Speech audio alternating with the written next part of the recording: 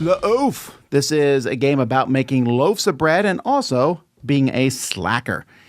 In this, you are in a bakery working hard. Well, no, I'm sorry, you are, as the joke is, hardly working.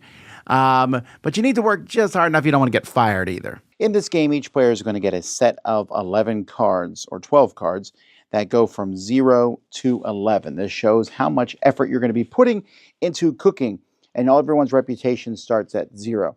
You have a good chef or a happy chef and an angry chef here, a good boss and a bad boss, and you'll have a deck of order cards. You'll flip one of these cards over, and this shows some rewards and stuff, but you're looking at the cards on the top of this deck. And the number of players, let's say we're playing a 4-player game, we need a total of 24. So everybody is going to, all of the players are going to simultaneously play a card in the middle of the table. We turn them over, add them up. So 8, 19, that's it. We did not make 24 because 2 people put in zeros. So these cards are discarded, and the boss is angry, so that goes over here. Now, if the boss is in a good mood or a bad mood, is going to change things.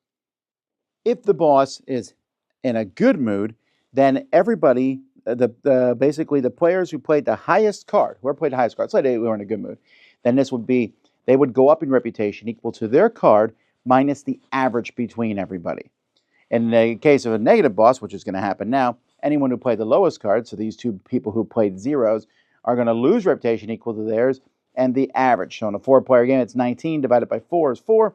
So they're going to lose 4 reputation points, both of those players. So they would move down on this reputation chart.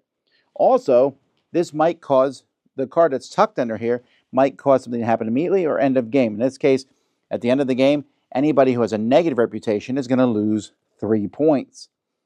And then you go to the next card and continue doing this. This one, for example, has an immediate effect. Whoever has the highest reputation is either going to gain or lose depending on how annoyed the bosses are.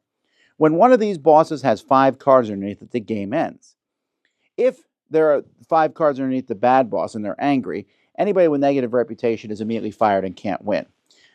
And if it's a good boss, nobody's fired. But either way, you will take the value of all the cards that are left in your hand, add them up, plus any bonuses you have here. It's hard to read, but it's 2, 3, 4, 5 for having a positive reputation, plus any other bonuses that might be in effect from these cards, and whoever has the most points is the winner. This is an amusing game. I like the theme of it. You have these high-numbered cards.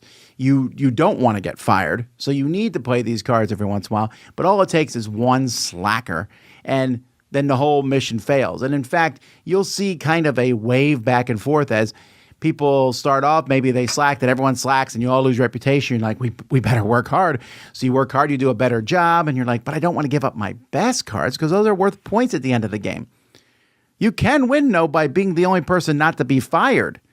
But see, once someone knows that, they're like, I'm just going to use my cards. I won't get fired. Then someone else goes, well, I will also do that, but I'll work a little less hard than you, and then I'll win. And the next person's like, well, I'll work a little less hard than that.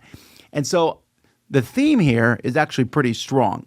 The only disadvantage of this game, I think, in a sense, is that you have to look up those symbols sometimes to see what they mean, and those tokens don't fit very well on that scoring track. But other than that, I'm amused by this game. It is kind of chaotic, and it's kind of wild, and it's one of those games I think probably works best at full count. It goes 2 to 6. As a 2-player game, there's some back and forth thought, but you want more of that chaos. It's almost a party-style game that I think is a little bit, interesting, the theme, but fun to play too. A 7 out of 10. That's La Oaf.